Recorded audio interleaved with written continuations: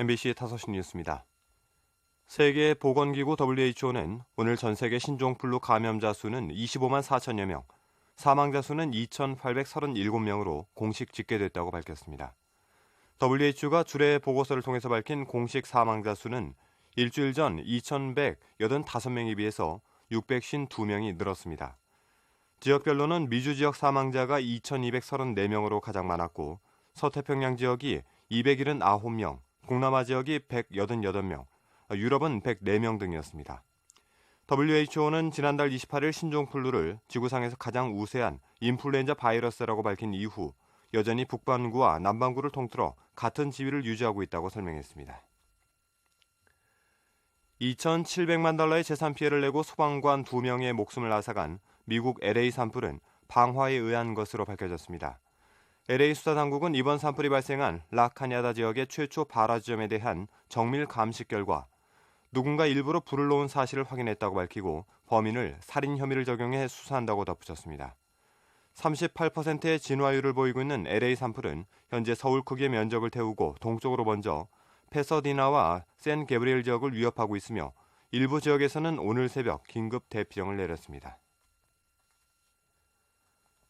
미 국무부는 오늘 북한이 우라늄 농축의 마무리 단계에 도달했고 추출한 플루토늄을 무기화하고 있다고 주장한 데 대해 매우 우려스러운 일이라고 밝혔습니다. 이언 켈리 국무부 대변인은 우리는 핵물질들의 무기화에 더욱 접근했다는 북한의 주장을 매우 우려하고 있다며 하지만 이 주장이 사실인지 여부에 대해서는 언급할 것이 없다고 말했습니다. 미국 케이블 채널 폭스뉴스는 빠르면 오늘 중 북한의 주장에 대한 대책을 논의하기 위한 유엔의 관련 회의가 열릴 가능성이 있다고 보도했습니다. 미국의 지난달 실업률이 급등한 가운데 일자리 감소세는 크게 완화됐습니다. 미 노동부에 따르면 8월 실업률이 9.7%로 0.3%포인트 올라가 26년 만에 최고치를 기록했습니다. 하지만 8월 한 달간 사라진 일자리 수는 21만 6천 개로 전문가들의 예상치인 22만 5천 개를 밑돈 것으로 밝혀졌습니다. 또한 뉴욕 증시는 1% 안팎으로 올랐습니다. 고용된 지 2년이 지난 비정규직 근로자 10명 가운데 6명 이상이 일을 계속하고 있는 것으로 나타났습니다.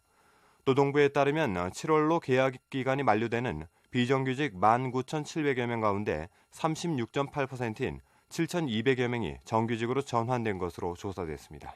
날씨입니다. 주말인 오늘은 전국에 가끔 구름이 끼겠고 아침 한때 내륙지방과 동해안을 중심으로 안개가 끼겠습니다. 오후에 남부 내륙지방에서는 소나기가 오는 곳이 있겠습니다. 아침 기온은 서울이 21도, 대전이 19도 등으로 어제와 비슷하거나 조금 높겠고 낮 기온은 서울이 29도, 광주와 대구가 30도 등으로 어제와 비슷하겠습니다. 물결은 제주 남쪽 먼바다와 남해 동부 먼바다 그리고 동해 먼바다에서 1.5에서 2.5m로 조금 높게 일겠습니다. 한준호였습니다. MBC 5시 뉴스는 기아자동차 제공이었습니다.